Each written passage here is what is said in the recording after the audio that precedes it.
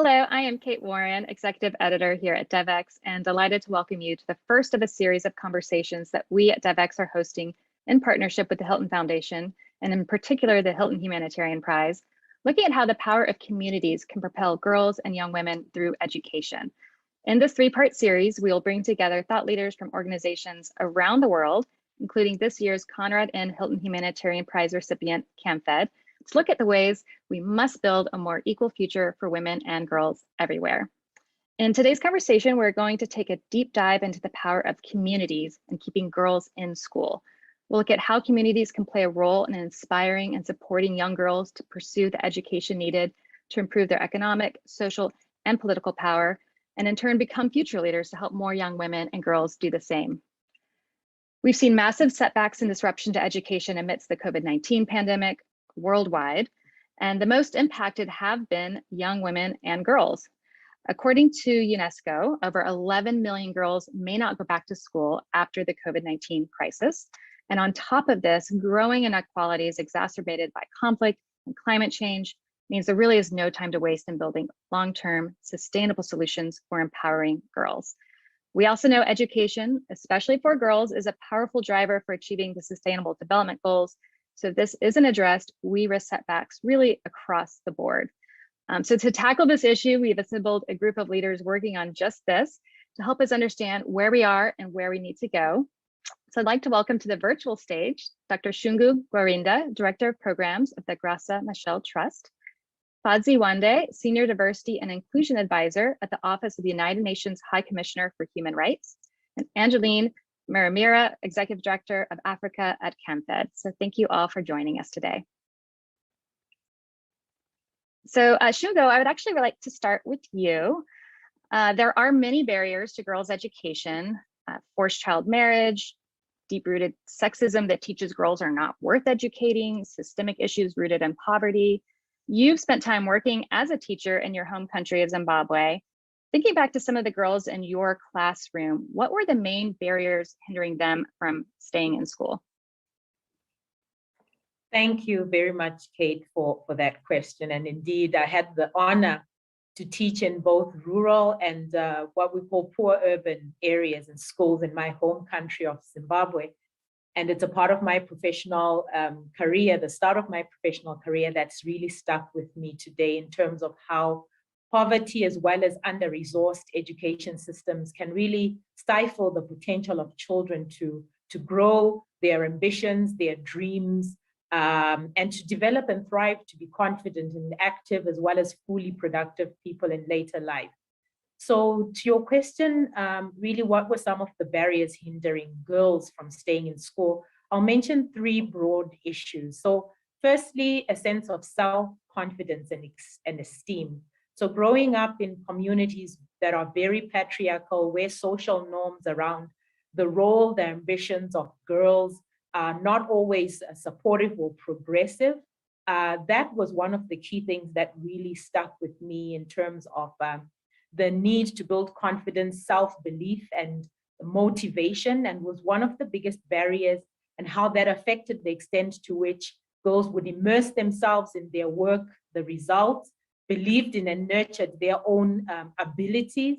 And so it was always inspiring to see when that spark, that motivation, that affirmation from communities or within the school setting took place, the light bulb and the energy that would really be unleashed in terms of girls daring to dream and recognize that they can succeed through schooling at various levels and really advance. So the first would really be around that, a sense of self, a sense of confidence, and social systems that really support girls fully. Then secondly, socioeconomic issues, so poverty and practical things around resources. So be it issues such as school fees for them to be able to attend or be allowed to attend a schooling, books and other key materials that they required for their education was one of the key barriers as well. I'll tell you a quick example that in one high school, I used to teach literature, and we had 5 books, literature books that would be shared amongst 30 students. So we had ways in which we had to come up with study groups, rosters, extra time over weekends for them to be able to read these books. And what was always very glaring was that the girls, in terms of staying after school or coming to school over the weekends, to attend to that extra work, were always so challenged and restricted because they had, responsibilities in the home environment that their peers as boys would not typically have. And so that in itself, was a great disadvantage to them. And also just the circumstances in which they were growing up, poverty, where, school is restricted, the resources within the schools, but also the opportunities available for families to have resources to send girls to school. And so sometimes there would be choices made about who advances, particularly to your advanced schooling levels within the education system. And it would again typically be that the girls would have to stop, in their earlier years of schooling, which would be a significant barrier in terms of, later life, the economic opportunities and skills that they would have. So I'll pause there. There are quite a few, but I'll pause there in terms of some of those barriers that really stood out for me. Yeah, thank you for that. And Angie, I'd like to bring you into the conversation. You were just awarded the Hilton Humanitarian Prize, recognizing your work on these issues. How is CampEd working to address some of these structural challenges that Shungo just raised, the barriers that girls are facing, broader gender inequality, access to resources, the sense of self-confidence and being able to daring to dream? I love that. What is some of the ways that you all are looking to tackle these issues? Thanks so much for that, Kate. And Shungo, thank you so much for profiling the barriers that we are all very familiar with, and that I also had the disadvantage of experiencing personally until such a time when the organization that I'm now working for supported me through school. So I also just want to position all of these barriers within a bigger or macro context of millions of children who are out of school, particularly in sub-Saharan Africa. And actually girls bearing the worst brunt of all this disadvantage. So what we do as an organization is we meet, first and foremost, we meet the school going costs for girls. So this is basic materials like sanitary wear, uniforms, shoes, the books that Shungo was talking about. We meet that, we meet the financial cost for girls. Because in our researches, in our work, this has been the #1 barrier for most children, poverty, that they just can't afford the cost of education. And this is a reality even in contexts where education is considered free. The indirect cost of that is phenomenal. We work with parents, we have to choose whether they are feeding their children today or buying packages or lace of maize to be able to feed their children. So to date, as an organization, we've supported over 4.8 million children directly to be able to help them stay in school. But I also just want to be able to say that post-school, there is the huge challenge around transition. We have got girls and young people that are transitioning into an abyss. They are very limited post-school opportunities. So as an organization post-school, we provide business training, finances, and support for young women to access higher education and employment opportunities, but also most importantly for them to be able to start enterprises within their communities.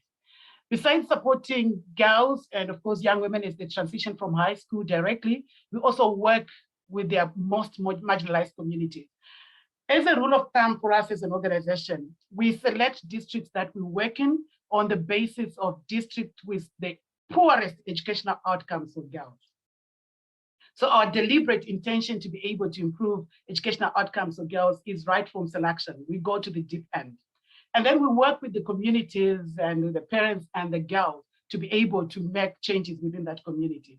And I just want to be able to say that evidence to date from our own work has actually also proved that when you focus on the most marginalized children, the system works for everybody. So in the schools that we work with, girls are 3 times more likely, less likely to drop out of school. So 3 times more likely to stay in school than boys, compared to other schools where we don't work. So I think that's very important, that when you work within an environment and you improve the whole environment, it works for all children.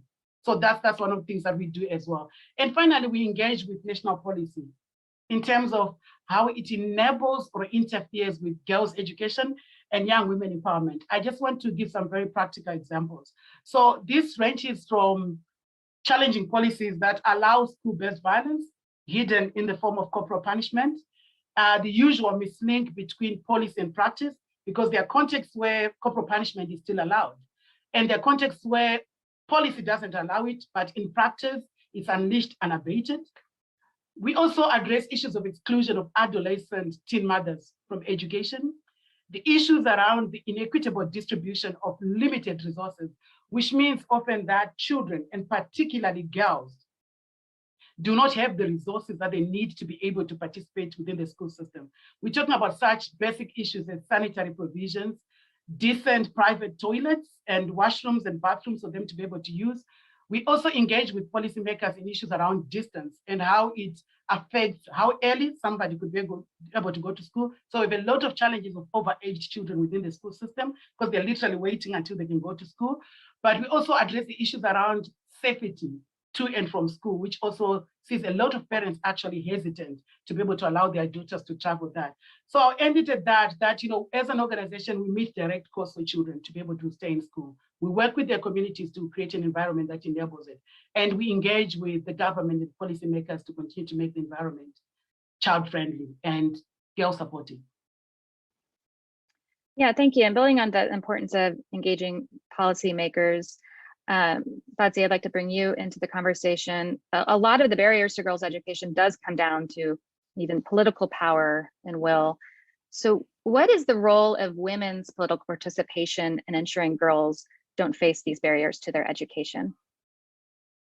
Thank you very much, Kate. And building on what Angie and Shungu have said, I think first of all, it's important to understand that when we talk about, women's political participation, it can also ensure that international standards are upheld. The norms and principles of gender equality and non-discrimination are at the core of all fundamental human rights treaties.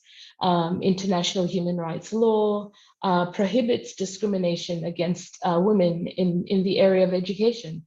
And so there's so many treaties that speak to this, the Universal Declaration of Human Rights, the International Covenant on Economic, Social, and Cultural Rights, the rights of a child. And there's so many of these instruments. And what we see is when we can, increase political participation and leadership for women in both the political and the public life, this is really essential to achieving, the sustainable development goals. And at the moment, a lot of governments are trying to, achieve this in terms of the 2030 agenda. But the data shows that women are underrepresented at all decision-making levels worldwide, and achieving gender parity is really far off. And why this is important, when we think about women's leadership, it's because if we even think about, within the political arena, I think as of the 1st of September, there are only 26 women who serve as heads of state or government in 24 countries. And if we think about, just that, from a political participation perspective, we're not going to get gender equality for another 130 years. But, why I'm, bringing this up is because if we think about the 5 most commonly held portfolios by women in politics, it is portfolios that cater to family, to children, to the elderly, disabled, women's affairs, and gender equality. So if we can increase women's political participation, it means then we have women who are in decision-making roles to be able to uphold some of these standards, but also to ensure that the issues that are that are faced by women and girls are at the forefront. And so if we think about just the advantages of this, I think that if we can increase women's leadership in political and public life, we can increase, the girl's sense of self-worth. And I think Shungu spoke to this in terms of, just the ability to be able to make their own choices, the ability to influence social change. And we know that if we can, empower them, then they're less likely, we're less likely to see, child marriages. And we also have to understand that a lot of these issues are very much interlinked. I think, both my colleagues mentioned the link between education and poverty.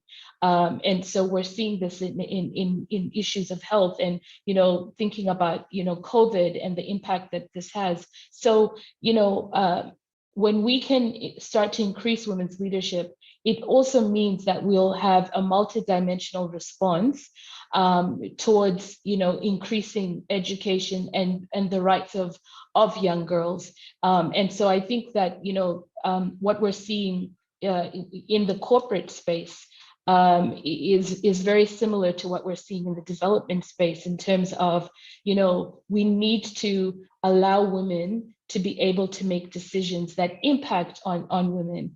And so, if you think about any form of development or anytime you have an issue, you need to understand the issues that impact the people. And people who are part of that group are the best people to be able to come up with solutions to ensure that we know, how this impacts.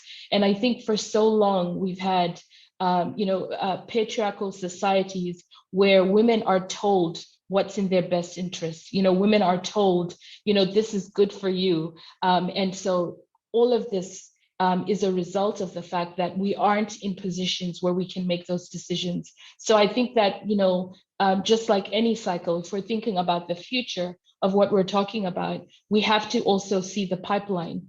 And so, increasing women in leadership does a lot for representation. If I think about, when I was growing up, just wanting to see women of color, particularly in, positions that I aspire to, or in careers that I aspire to. And even now in the last 10 years, there's still a shortage of, people that I can call on for mentorship.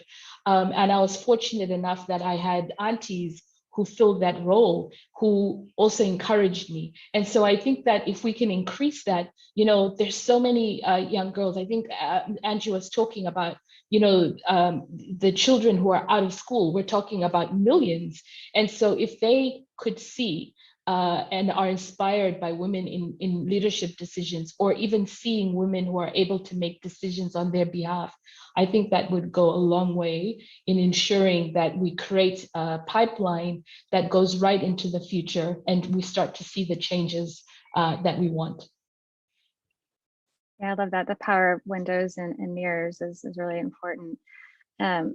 So, Angie, I'd like to bring you back in, the theme of this year's Hilton Humanitarian Prize is the power of communities. So we just talked about how important political power is, but could you talk a little bit about the women-led peer network? So, women's leadership can also come from the community in addition to in positions of political authority.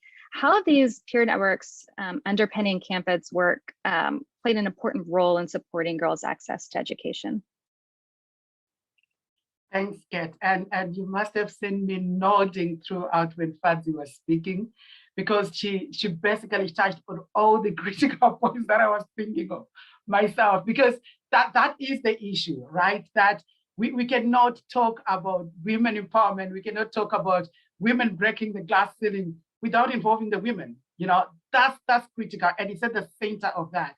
And like I constantly, mention, is that we need to realize that education is the foundation for that, so that we transcend just names on a list. If women are going to engage meaningfully, participate meaningfully, contribute meaningfully, we need them to be equipped to be able to participate. And I just also want to say, for the point that, we are very honored to be the Newton Humanitarian Prize recipient for this year. That's exciting.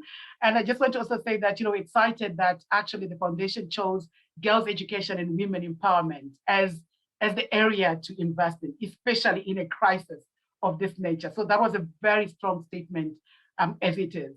And I also just want to say, talking about power of communities, for us as an organization, we owe this prize to the communities we work with. Their tenacity, resilience, and audacity to stand with their girls. And this is in context where normally patriarchy is the rule of thumb, right? For the communities to come in and say, we are going to stand behind our girls, the girls and young people that we supported through school. We are going to take our leadership and our cue on how we can support them. We'll let them teach us on how we can be able to support the next generation is phenomenal. And I just want to pay credit to them and say this prize is to them. And I just want to say that, it is these communities, this fabric of support around our women-led peer networks that makes it work.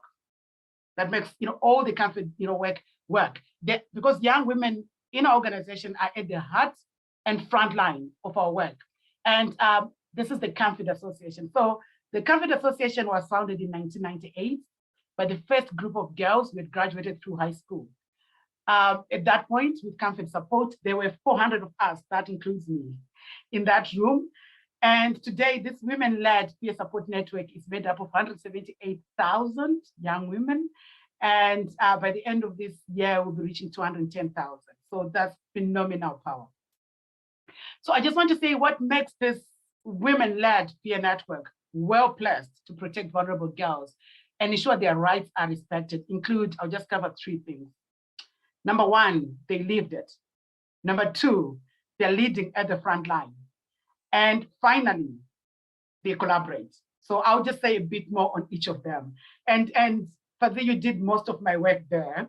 And Shungu, you did the backdrop of that. And I think it's important for us to remember that this is where the young women are starting from. I was that girl, Shungu, that you were talking about, who thought that my fate was sealed in primary school. And I've got colleagues that did not get the support that I got to stay in school. And their life is enough evidence of what happens when opportunities are not extended to everybody.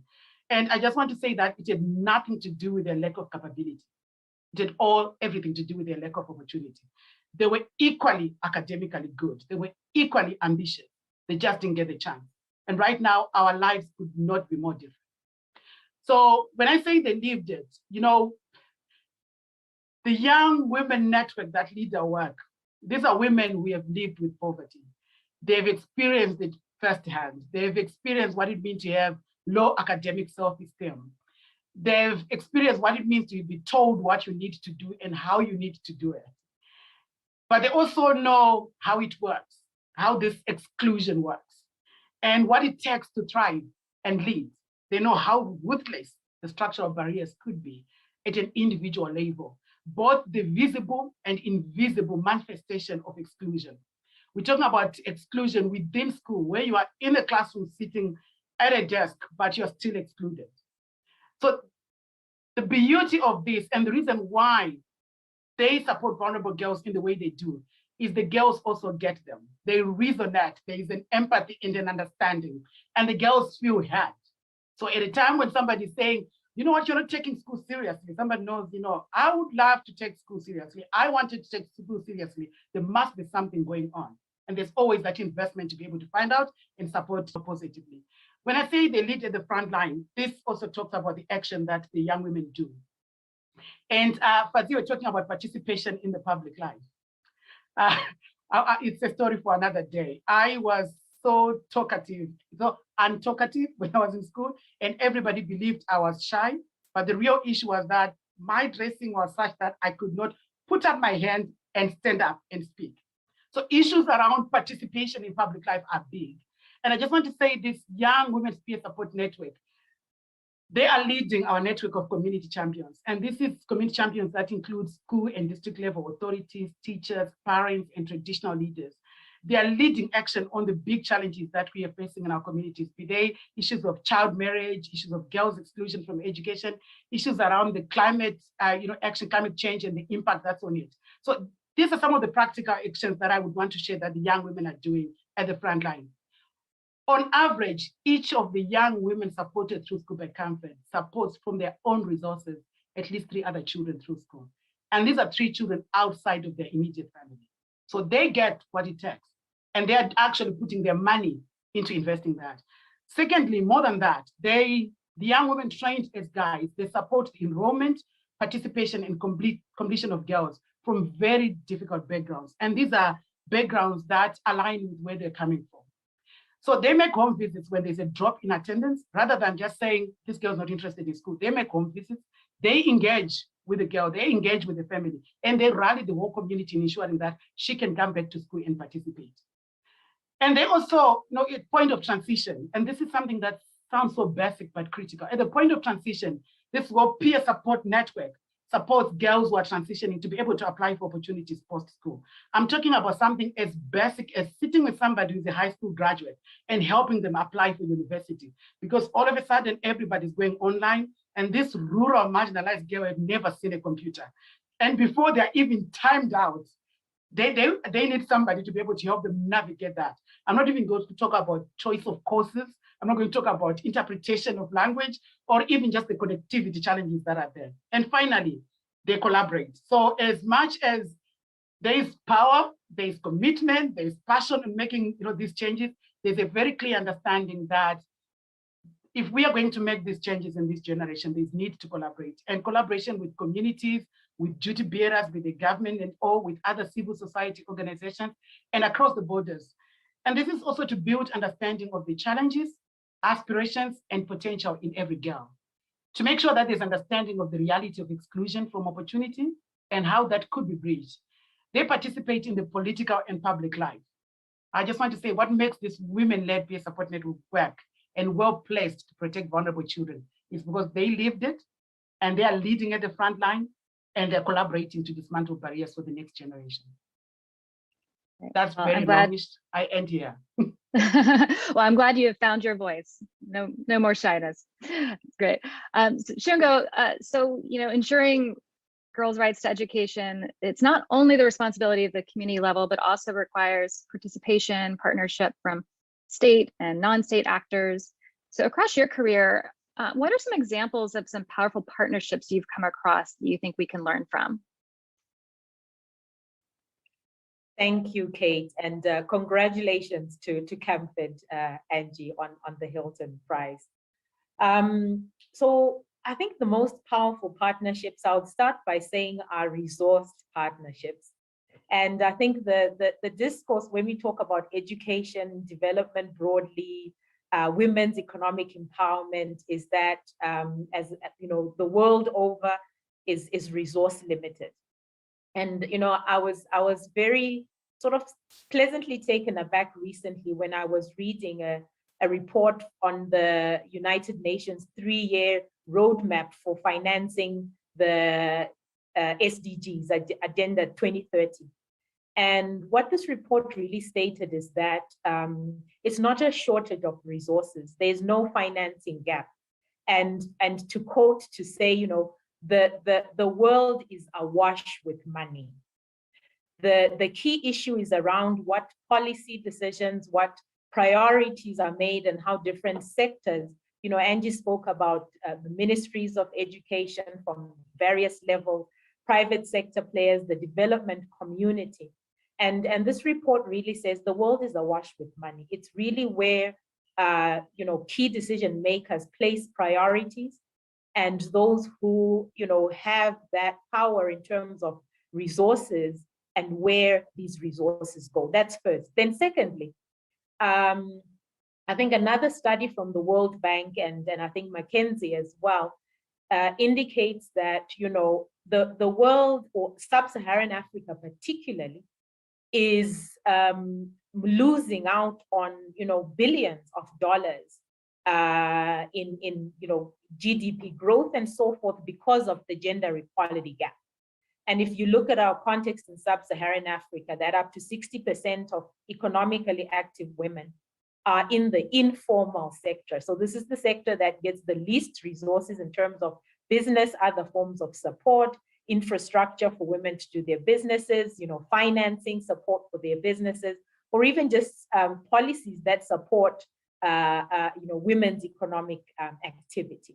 And so, that's why I go back to say the best programs and partnerships, the powerful ones, are ones that are resourced and that really look at where does the financing go in ways that can really catalyze, one, accelerate the gaps we know exist in terms of girls' education, gender equality, and how we see the impact and the effects in our economies or the gaps in women's economic empowerment later in life. So those are the most powerful ones, where really multi-sectoral partners come together, but also finance specific. And I'll share some examples of the work that we're doing at the Graça Machel Trust.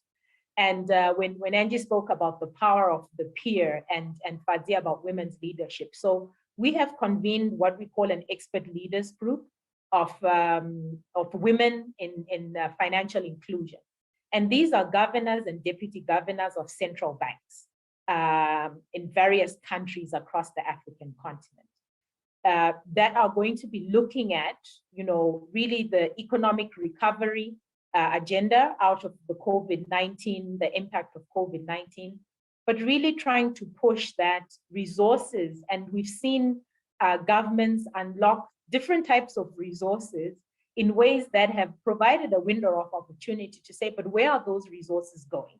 If there are millions of girls who are now, affected and are out of school and may never go back to school, where are those resources being invested? And this is a group of women in leadership in these key institutions that drive the fiscal and monetary policies of countries, who have the social and other forms of capital and expertise and leadership to say, let's really influence decisions that are made around these resources.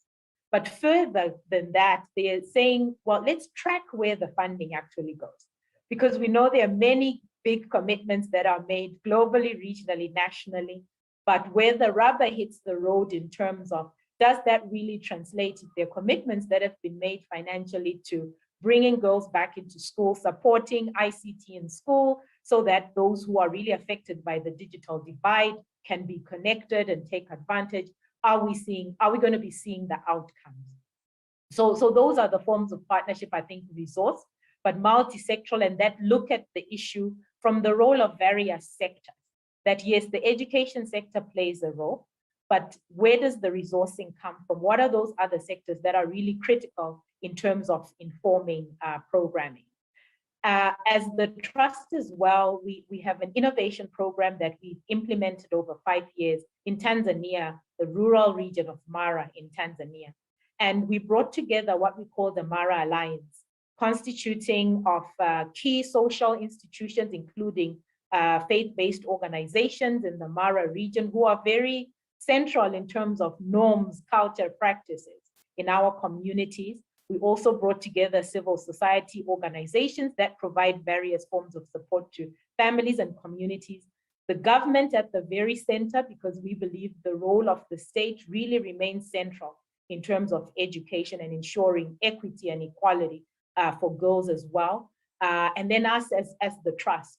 And we implemented what we call the Mara Out of School Project, where at the community level, partners deliberately identified and supported the enrollment of girls who were out of school, either never enrolled in school or had dropped out of school for various reasons, and supporting them into an accelerated learning program that allowed them to be supported to sort of cover the gap of what they had missed in school, but also providing beyond the teaching and learning support, as Angie mentioned.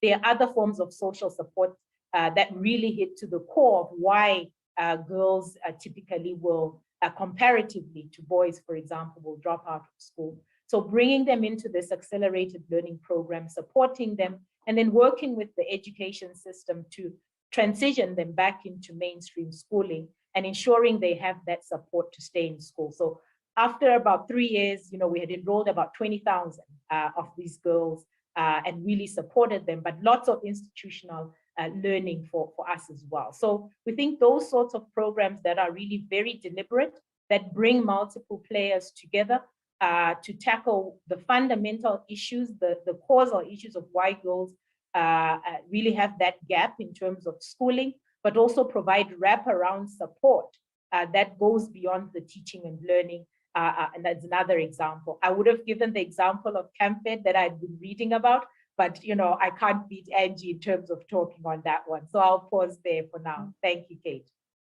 Great, thank you. Yeah, I'd like to dig into that issue of power and power of resources. And Fadzi, I'd like to bring you in on this. Been increasing conversations the past year around the colonial racist roots in international development, really baked into the system, where we really gets to the heart of that issue of who has the power of our resources. And you've done a lot of work on social justice and D&I throughout your career. What structural changes would you like to see in how we do development, do education that can get to that issue of power? Thanks, Kate. I think the development sector is a sector that is known to, promote human rights and equality for all communities around the world. And for a long time, it's been seen as a savior of some sort. But I think that, one of the things, particularly if we think about the things that happened in the last 18 months, is this realization that our workplaces actually have, systemic racism and an inequality problem. And if we think about, just how you framed, this question in terms of power and privilege, I think it's about asking ourselves how the dominant policies, practices, cultures have actually marginalized minority groups. And so for me, I always say that language is so important. So in the work that I do, whether it's making sure that we're all coming from the same perspective when we're defining the difference between diversity and inclusion, I think it's also important for us to have a clear definition of what we mean when we talk about dominant cultures, that we have constructed. And I think that with any society, with any group, we do have a dominant sort of culture issue where some people because of who they are enjoy certain privileges. And so if we think about language and if we think about this dominant group culture, examples of that for me would be English would be a dominant sort of group when we're talking about language, because most countries would talk about how it is an official language, and yet it probably makes up under 10% of the world's population that speak English. If we think about gender, we know that male are the dominant group. Now the interesting thing, and the reason why I'm bringing this up in terms of language and definition, we also have this notion where we talk about the developed world and the developing world. So already, even in the way that we are talking about the sector, we've already created a dominant narrative just by using the words developed and developing. And so I think that initially, that power structure, if we are to tackle structural racism within the development sector, I think we also have to start looking at transforming these power structures where the work is actually taking place. We need to change, and we need to challenge these narratives that we've come up with, and what are the perceptions of these communities that we are helping, of these groups that we are helping. So if we see young girls as helpless and as poor, the way we interact with them is going to be very different. But if we see them as, the leaders of tomorrow, the people that, might have cure for, some of the things that we haven't found cures, or astronauts, or, the perception in terms of how we look at these communities becomes very important. And so we also have to question whose expertise do we value? Who are we listening to? I think we spoke a lot about that earlier on in terms of if we are wanting to help, women, if we're wanting to help young girls, is that the perspective? Are their views, the things that they care about? Is that forming the conversation? And I think it's also interrogating the extent to which we appreciate the expertise of communities of color in our work. And so, one of the things that I'm constantly, being asked by, some of staff or even with organizations that I work for, is, why is the perception that as a person of color, for example, I am only good at helping countries of color. So within the development sector, when we do have staff members, the Angies and the Shungus, do they get input into, work that's happening in this developed or in countries that we see that are more advanced? Or do we just look at them and just think, okay, they deserve to be in this, community? And so I think that even in terms of how we just manage staffing and the experience and the expertise of the people that even work for us, or the opinions that we're taking, becomes very important. And so I think that we have to think about, these communities in some of the countries that we work in, and recognize that they actually have expertise that we can actually learn from. And I think it also means that we have to dismantle, the ways that we construct the communities that we work in as the other. So when we refer to them as those people or those countries, or those countries that are very different from us, we're already putting them in a category. And it also places problems and needs, because the narrative is coming from a deficit rather than us, being positive in terms of how we, how we view and even the problems. And so I think that, that's something that's going to be important. I know for us at the Human Rights Office, after last year, the Human Rights Council, asked for a resolution, and we prepared a report. And in the report, we actually, recommended a 4-point agenda towards what we called transformative change for racial justice and equality. And the first point in that agenda really calls on states and other actors to step up, to stop denying and start dismantling this systemic racism, and to adopt comprehensive approaches to alter some of these structures, institutions, and behaviors that contribute to discrimination. And so we've been talking a lot about it from a gender, equality perspective.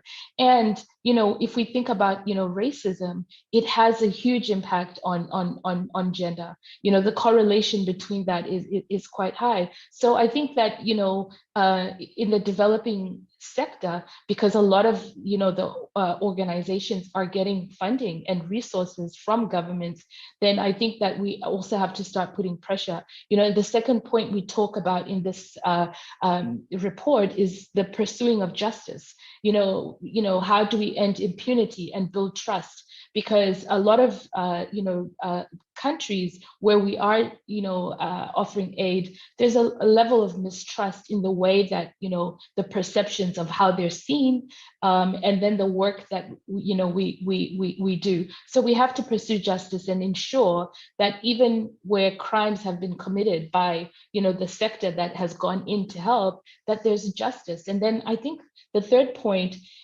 which is really critical in my opinion, is listening to the voices of the people that this impacts, listening to the voices of people of African descent, listening to the voices of women, listening to the voices of young girls, and also asking them, how can we move this agenda forward? How are you seeing this? Because their voices are so important. And then finally, it's about redress. So we have to confront past legacies. And I think that as a development sector, in terms of, when we think about aid and development, are we confronting the past legacies? A lot of the countries that are big in terms of, the contributions are coming from legacies of colonization, legacies of institutional racism. And so we can't ignore that. And I think that the problem with the sector as well is because people see themselves as going in to help, then we develop this white savior complex where we think that we have the answers. And like we've spoken about, and I think all of us have alluded to this, is that we as women, we know what we need. You know, we know what works for us, and what we need is for people to listen to our input. And so I think that we run the risk in the development sector of having that same notion of thinking, well, I'm comparing you to me. You don't have blah, blah, blah. And because you don't have blah, blah, blah, then it means that, you know, there's nothing that I can learn from you. And you actually need my help. And I think that's the big mistake. So I think that as a sector, there's some hard questions we have to ask ourselves. And I think that you know, what we've seen in the last 18 months is that, you know, no one is off limits, right? And I think that when we think of, you know, just the power of community that Angie was talking about, it is because of the power of community, that collective voice, that we are in this situation. And so I think that, you know, let's not shy away from the history, let's embrace it, but let's actually start thinking about how can we do better, and start listening to the voices of the people that we claim to help, but also recognize that when they're sharing their experiences, you know, the thing about racism and all is that, you know, it's very hard to dismiss when you haven't experienced it.